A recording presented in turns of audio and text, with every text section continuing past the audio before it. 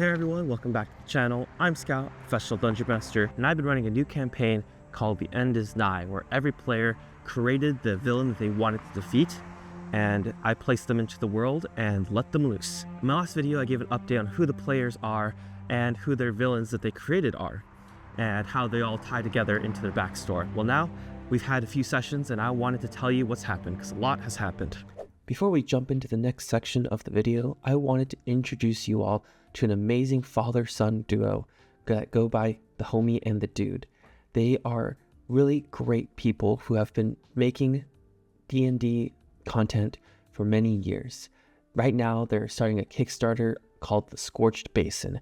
You can run your entire campaign here, or if you already have the world, this vast meteor site is the perfect location for players to discover and struggle to get back out alive.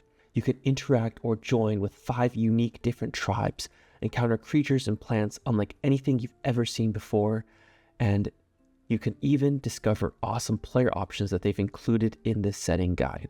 Check out their Kickstarter pre-launch page that I've linked in the description down below, and use the code DSCOUT for a 25% discount on any purchases you make on their website. Again, any little bit helps the channel, and I really appreciate you all. With that, let's get back right into the video.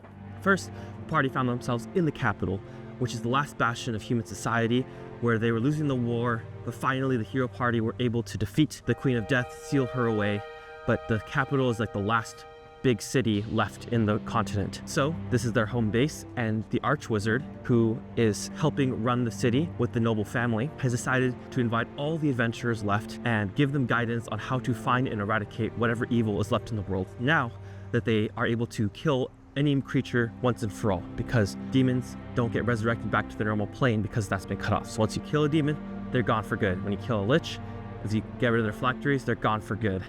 And there's no like other planes that they can hide in. It's all here in the world that they have. So the party go there and meet this Archwizard, who is a divination wizard. And the way it works is if you write your name into his book, he's able to use that to find a tether into the weave and bring you towards the thing that you are looking for most. And he asks them who they're trying to find, and the ones that write their name down get that information.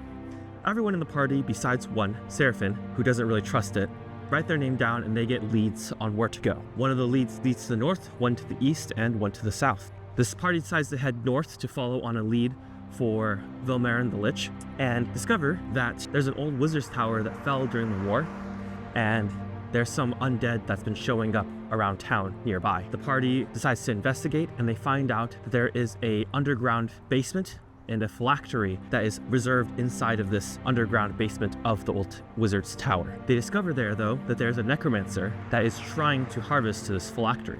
Everyone's on guard. They all think her evil, but she's actually a good necromancer. She is someone who is a necromancer because she wants to seal away the dead, and not because she wants to raise them. She uses these bells that are able to communicate and become very effective against the undead, and they help her in stopping a horde of undead trying to enter the ruins of the wizard's tower and take this phylactery for their master, who they realize is Velmarin the Lich. The party then talk with her, and she gives them a lead on where Azeroth the Tormentor is. And she also says that she's heading further north into the woods, the Monarch's Forest, to hunt down Velmarin, where she's been tracking him for a while now. So this good necromancer basically gives them 2 leads.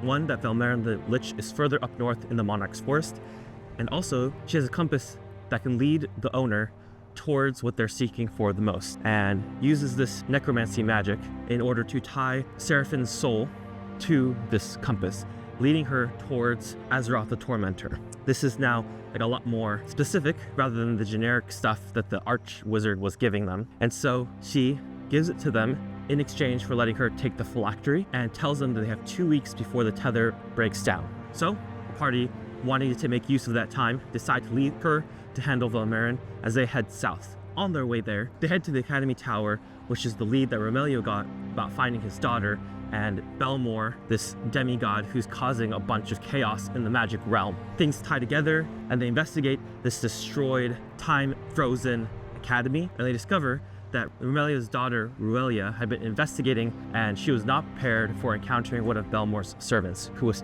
harvesting the chaos magic within her in order to feed to Belmore. The party are able to defeat Belmore's lieutenant and save Ruelia. However, during the escape, Belmore is able to implant part of his chaos energy into her, and she's able to now see the chaos magic of the world.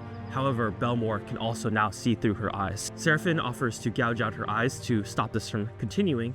However, Romelio decides that he's going to find and look for a way to save his daughter and break this connection with Belmore. While he's doing that though, he knows the risk that she could pose if she's ever to open her eyes and Belmore's able to see what's going on. So he ends up leaving her with a church that will take her under his care and name drops his very royal family's background in order to get her the preferential treatment she needs to stay protected. Then, running out of time already, a few days having passed, the party heads south towards the old kingdom of Belig that fell during the early years of the war and slowly has been turned into this land of decrepit evil, and there's this never-ending mist that blocks passage to the south. On their way there, they meet the White Knights, which are a group or a guild who have been tasked with spearheading the attack on the south, but currently they're held up as the white fog does not part. They're currently camped out right at the entrance, where there's a small narrow passageway where a mountain ridge extends further to the east, and there's only a small passageway, the main road that heads into the south, into the country of Belig. So, in order to part the mist, they've been working with artificers to create these lampposts, which basically act as a constant dispel magic to clear a way, but forging these lampposts and planting them on the road and then defending them against whatever evil lies in the mist is taking up a lot of their resources. The party, being offered a chance to help with this and help them take the path towards this goal of creating a path to the south, they realize that there is a defense fortress that they'll run into in the mist if they choose to take this path. And in order to try and avoid that, they look into alternate ways of heading south. During this investigation, they find an old wizard who never actually gives his name, and the party has never asked. He is an old wizard who just loves fireballs, loves casting magic, and has an apprentice named Raygun. Basically, this grand mage is looking for an alternate way in as well. His research shows that there was an ancient civilization that had crossed this mountain range through the mountains. And also, a little bit further north, there's this huge mountain, taller than the mountain range itself, with a keep at the very top. He believes that either they can find a way through the mountains or climb to the top of this keep and fly over the mountain range. Hopefully the fog acts differently up in the high air. And with him being a mage, potentially he could act as a dispel magic himself. And once they're on the other side, they can find a way back across the mountain range. They decide that rather than going through the mountains and looking for a way through, they want to go and investigate this keep at the top of the mountain first. So they climb at the very top, find this keep, and inside, Seraphine goes in to investigate and finds that it is a lair of a Medusa. She just wants her own space, wants to keep to herself, and so he's investigating and realizing that she has this whole defense network set up, but also has some nice items, and is deciding what they should do.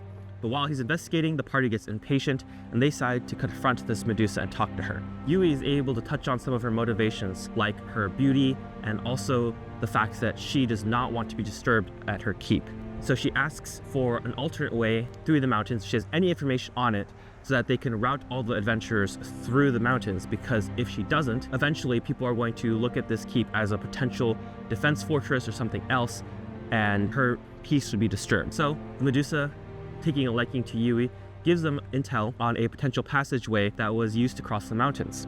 And that is where we're going to cut off this video, because as they go and investigate, they discover that there is an underground crypt to the old kingdom. This passage that they had been looking for through the kingdom, they now have found the entrance to it. And as they press their hand onto it and fail the check, a needle comes out, pierces one of their hands, and seeps out the blood of their body, granting them entrance willingly to enter this tomb. And stay tuned for the next video to see what happens next. All right, with that, have a good day, everyone. Talk to you later. Bye.